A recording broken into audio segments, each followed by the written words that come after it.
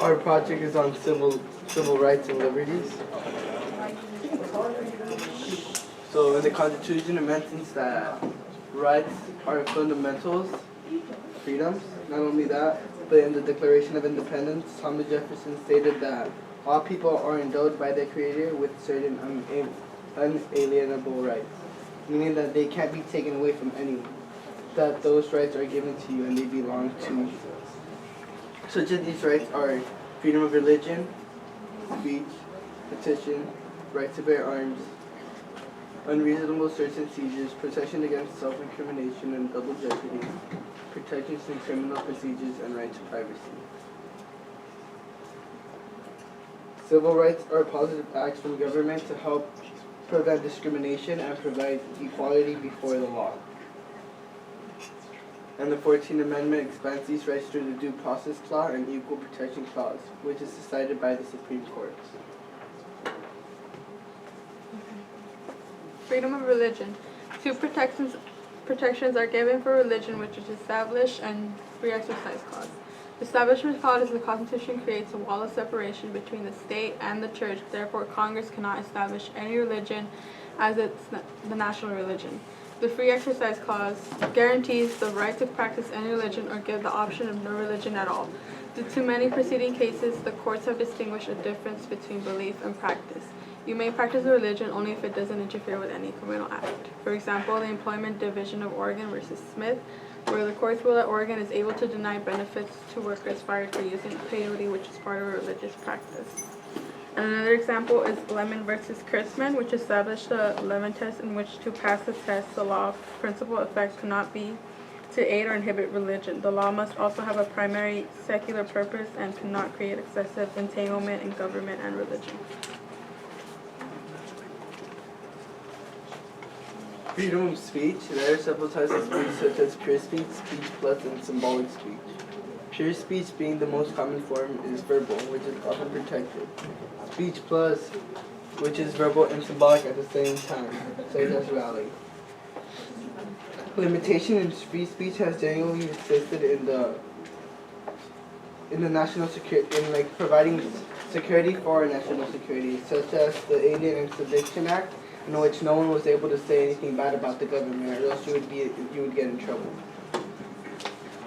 Not only that, but Texas versus Johnson, the court ruled that flag burning is protected by the First Amendment since it's symbolic speech too. Okay. The First Amendment protects the rights to peacefully assemble and petition the government. This allows citizens to express their ideas and views to government officials through petitions, picketing, parades, and marches. You are allowed to do it in public or private places. While the Constitution allows this, they set limits in order to ensure the safety of others around them. Courts have generally ruled that to protect public or government require groups to obtain a permit in order to assemble. Certain locations may be restricted.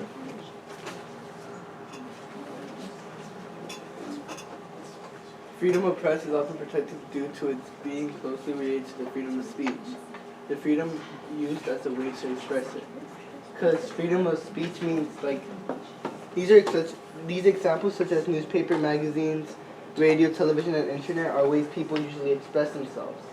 So let's say someone has a news article and they want to talk about a specific view they have, and that's how they express themselves. That's why this amendment is protected. These all being, like I said, these all being different ways people express themselves on what they have to say. Near versus Minnesota in 1931, the court applied protections of free press to states due under process clause of the 14th Amendment and prohibited prior restraint. Okay, the Due Process Clause provides the protection that a person is not deprived of life, liberty, or property without due process of law. Substantial due process determines whether certain policies are fundamental or not, or violates the Constitution. Procedural due process is the method of government action or how the law is carried out. Eminent domain allows government to take property for public use, and the government has to provide compensation for the property. Government isn't allowed to take property for just any reason. There has to be a legitimate reason and a fair compensation for the taking of their property. Right to privacy. Although the Constitution does not mention right to privacy, but it has established many rights that fall under the category. For example, same-sex marriages and abortions are the biggest controversial topics that still occur today. The right of privacy is a human right and an element of various legal traditions, which may restrain both government and private property actions that threaten the privacy of an individual. Global surveillance disclosures of 2013, the unalienable human right to privacy has been a subject to international debate on which, like, if the government's watching us or not while we're doing private things, such as being on the phone, having our private conversations. Roe v. Wade in 1973 gave the constitutional right to women to determine whether to terminate a pregnancy. So as you see here, we also see the right of privacy being protected on women if they have the right to abort or not.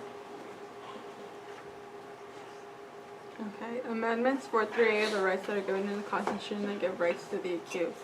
The Fourth Amendment, which is for search and seizure, Matt versus Ohio is an example of that, since the courts had ruled that the evidence that was found without a warrant was dismissed in court. The Fifth Amendment was self-incrimination, Miranda versus Arizona. Sixth Amendment, the right to an attorney.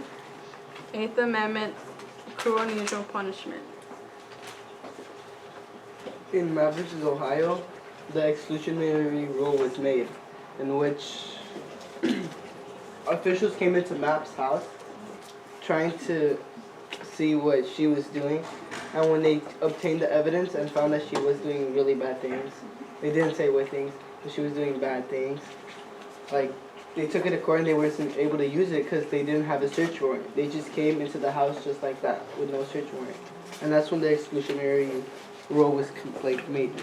In Miranda versus Arizona, they had to tell they didn't tell the rights of the accused when he was being arrested, and he didn't know that he had rights. He didn't know he could be silent. He didn't know he had the rights to an attorney.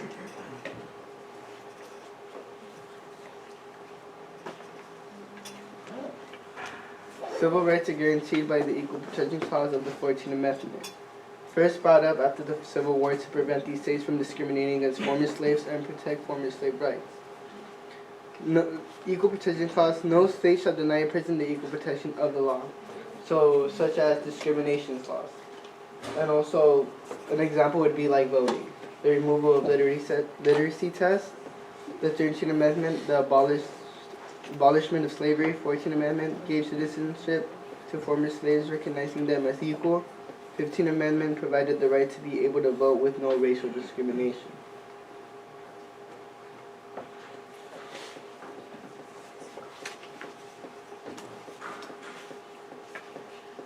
The rights to the citizens' political, social freedom of equality. For example, 50s and 60s states can't use discriminatory practices to prevent African Americans from participating in political processes, such as poll tax, literacy tests, which stopped and restricted African Americans from voting.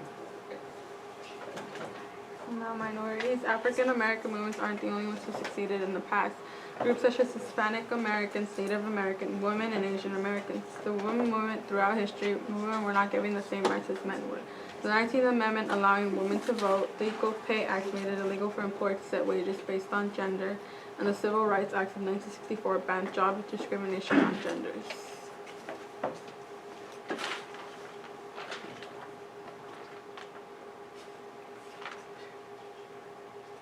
Okay, we're done.